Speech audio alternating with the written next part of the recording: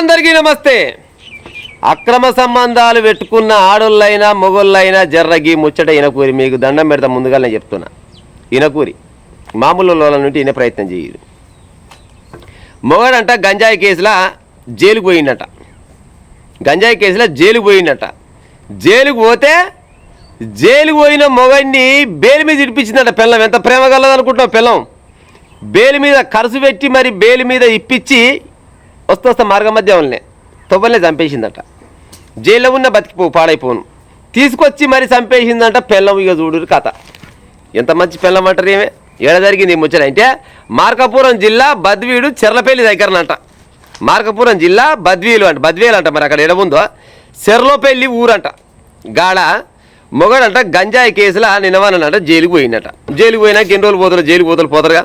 ఇక బెయిల్ కావాలి, ఎట్లా చేసి బెయిల్ ఇప్పించాలని బెయిల్ ఖర్చు పెట్టి మరి బెయిల్ ఇప్పించి పోతప్పుడు ఓళ్ళు పెళ్ళం వాళ్ళ తమ్ముడు ఇంకా 4-5 కలిసి పోయిరంట. జైలు కాడికి పోయిరంట. బెయిల్ ఇప్పించారంట. బెయిల్ ఇప్పించి ఇక రిటర్న్ వచ్చిరంట.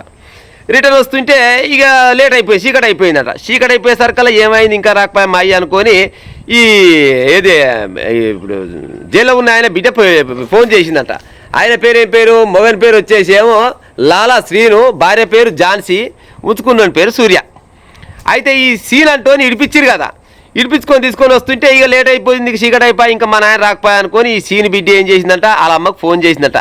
అమ్మ నాయన తీసుకొస్తాను పోతివి, మరి ఎక్కడవా నాయన లేడు, నువ్వు లేడు, మామ లేడు, ఎవ్వరు రాకపోయి పత్తగా లేకుండా పోతుంది, ఎక్కడ పోయినావు అమ్మ అని తల్లికి ఫోన్ చేసిందట. బిడ్డే ఫోన్ చేయగానే తల్లి ఫోన్ ఎత్తి అన్నదట, బిడ్డ మన అయ్యని, మీ అయ్యని ఓలో గుర్తు తెలియని వ్యక్తులు కత్తులతోటి అతి కిరాతకంగా పొడిచి కొట్టి చంపిరు బిడ్డ.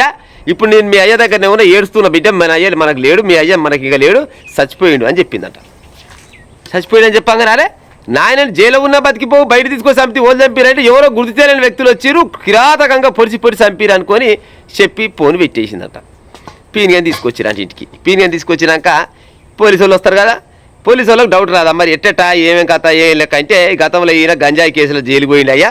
జైలుకు పోతే బిడ్డను అడిగిరంట, అమ్మ మరి ఎక్కడ పోయింది మీ అమ్మ ఏది, మీ అయ్య ఏడు అంటే ఒక మా అయ్య చచ్చిపోయాడు, మా అమ్మ గీడ ఉన్నది, మరి ఎట్టా అయిందమ్మ అంటే మా అయ్య గంజాయి కేసులో గిట్ట జైలుకు పోయిండు, ఇడిపించుకొస్తానికి పోయిరు అనగానే సరే ఇడిపించుకొస్తానికి పోతే మరి మార్గ మధ్యంలో దుండగులు వచ్చి పొడి చంపిరని మా అమ్మ చెప్తుంది, నాకైతే తెలియదు సార్ అని బిడ్డే చెప్పిందంట.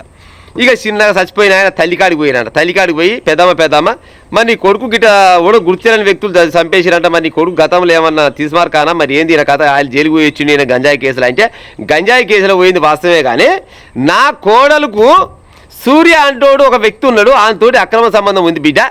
పోలీసు వాళ్ళు సూర్య అంటోతో అక్రమ సంబంధం ఉంది, ఇక గానిపైన ఇది కావచ్చు, నాకైతే గాని మీదనే నమ్మకం కొడుతుంది, డౌట్ అంతా గాని మీదనే ఉంది అనుకొని తల్లి పోలీసు వాళ్ళ చివరి చిన్నగా అనలే అన్నదట. అనగానే పోలీసు వాళ్ళు అమ్మర కొడుకు ఇదేదో కథ ఉందనుకొని చిన్నగా పెళ్ళాన్ని ఒంటరిగా పిలిచిరంట.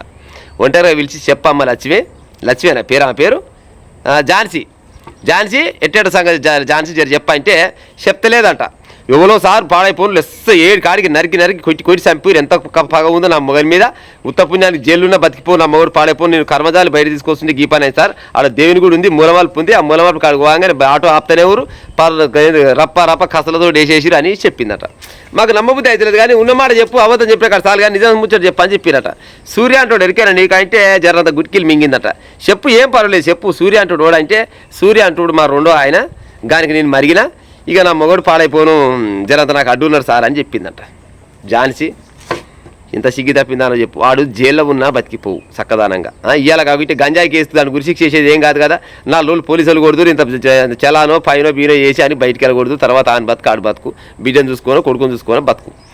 జైల్లో ఉన్నోన్ని బెయిల్ ఇప్పించి మరీ బయటికి తీసుకొచ్చి చంపే అంత ప్రేమ ఉన్నది అవతలోని మీద, నీకు మొగని మీద అంత కోపం ఉందంటే ఇక మొగోడి ఎట్ట బతున్నచ్చుల్లో ఈ కాలంలో నాకు అర్థమవుతలేదు. కానీ అంటేనేమో ఈ కాలం తప్పిన ముచ్చట్లు వస్తాయి. కానీ వాళ్ళు జైల్లో ఉన్నోన్ని జైల్లో ఉండనీయకుండా బయటికి తీసుకొచ్చి మరీ ఆయన్ని కూలి మనసులో పెట్టి చంపించినవంటే నువ్వు ఎంత పెద్ద ఆడిదానో చెప్పిగా.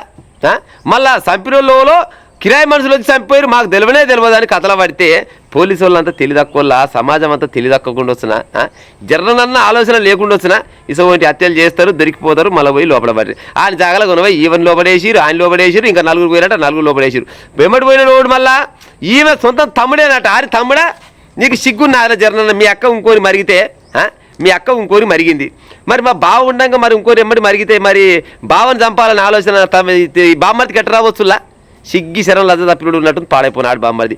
ఏ తమ్ముడైనా కానీ అక్క అనేది ఎవరన్నా ఉంటే ఇంకోరికి మరిగిందంటే సరే, పెళ్లి కాకముందు మరిగిందంటే పెళ్లి చేస్తామని అనుకుంటా కానీ పెళ్ళి అయ్యి పిల్లలు ఉండగా మొగని కాదని ఇంకోరికి మరిగితే మొగని చంపాలనుకొని జైల్లో ఉన్నోని తీసుకొని చంపించిందంటే వాడు బామ్మది ఎట్ట అవుతుండొచ్చు ప్రజలారా?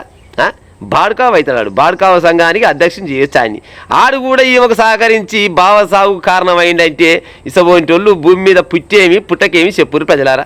జైల్లో ఉన్నోని జైల్లో ఉంచగా బయటకు తీసుకొచ్చి చంపేసిరట. చూడురి ఈ ముచ్చట ఏడ జరిగింది. మార్కాపురం జిల్లాలంట ఎవరది బద్వీడు దగ్గర చెర్లోపల్లి అంట. చెర్లోపల్లి జరిగిందంట. గిసోడు ముచ్చట గిసబోంటి సాగులు అవుతున్నాయి రోజుకు. అసలు భూమి మీద మనిషి బతకడా నాకైతే అర్థమవుతలేదు.